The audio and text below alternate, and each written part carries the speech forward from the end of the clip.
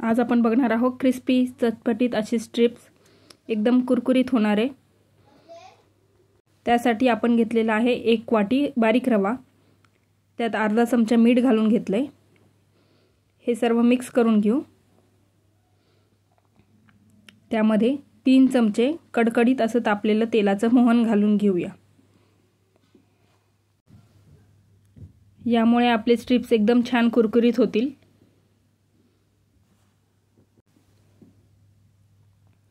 हे सर्व चांगलं मिक्स करून घेतल्यानंतर याचे मळून घ्यायचं आहे। त्यासाठी आपण गरम पाणीच घेणार आहोत, थंड पाण्याने मळायचं नाहीये। थोडं थोडं गरम पाणी मिक्स करून आपण हे मळून घेऊया।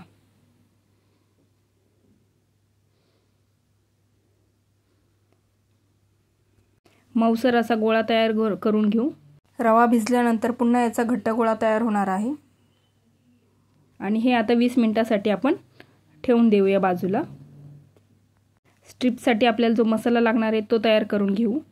त्यासाठी बेडगी मिरची घेतलेली आहे 1 चमचा। याच्यामुळे जास्त तिखटही होणार नाही आणि कलरही खूप सुंदर येईल। अर्धा चमचा चाट मसाला घेतलाय, अर्धा चमचा जिरा पावडर घेतली आहे, त्यातच अर्धा चमचा मीठही घालून घेतले। गोड अशी टेस्ट येण्यासाठी अर्धा चमचा पिठी साखर घालून घेतलेली आहे आणि हे सर्व आता मिक्स करून घेऊया।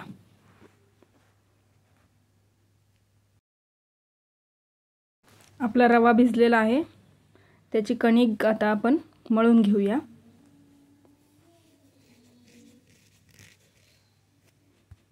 कणकेचा थोडा घट्ट गोळा झालेला आहे। याचे आपण 2 भाग करून घेऊया।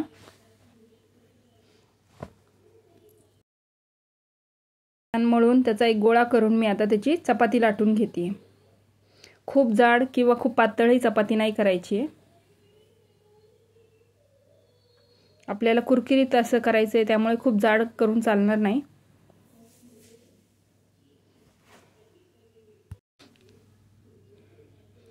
अशा पद्धतीने खूप पातळही नाही आणि खूप जाडही नाही अशी चपाती लाटून घेतलेली आहे। सुरीने मी आता याच्या उभे स्ट्रिप्स कट करून घेते।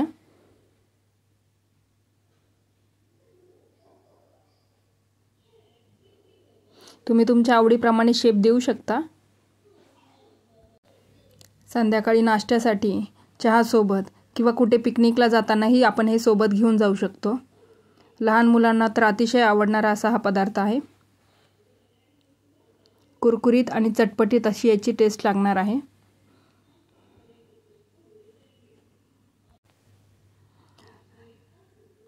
साइडचे आपण काढून घेऊया।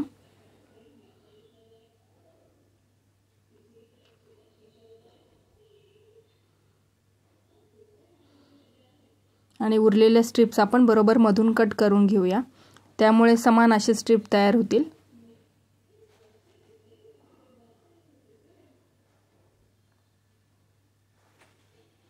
स्ट्रिप कट करून झालेले आहेत। तेल मी तापवलेलं आहे। तेल चांगलं तापवून घ्यायचं। तेल तापलेलं नसलं तर फुगणार नाहीत स्ट्रिप्स। तेल छान तापलेलं असल्यामुळे स्ट्रिप्स तेलात टाकल्यावर लगेचच वर येत आहेत फुलून। तळताना गॅस एकदम लोवर ठेवायचा आहे आणि एकदम निवांत असं याला तळून द्यायचं आहे। तळताना कुठलीही गडबड करायची नाही, कारण आपल्याला ते क्रिस्पी हवेत, नाहीतर काय होईल, वरती कलर येईल आणि आतून कच्चे राहतील आणि मग थोड्या वेळाने ते मऊ पडून जातील। कमी गॅसवर छान तळून दिल्या की ते जास्त वेळ क्रिस्पी राहील।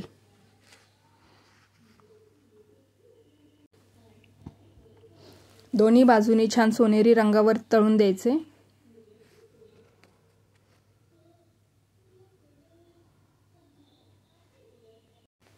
छान सोनेरी रंग आलेला आहे। आता आपण हे काढून घेऊया।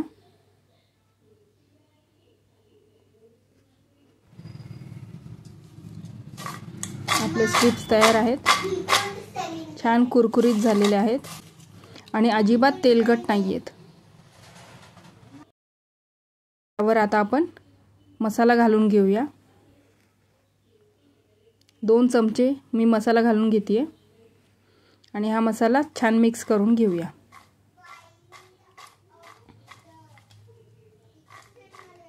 आपल्या चटपटीत आणि कुरकुरीत स्ट्रिप्स तयार आहे।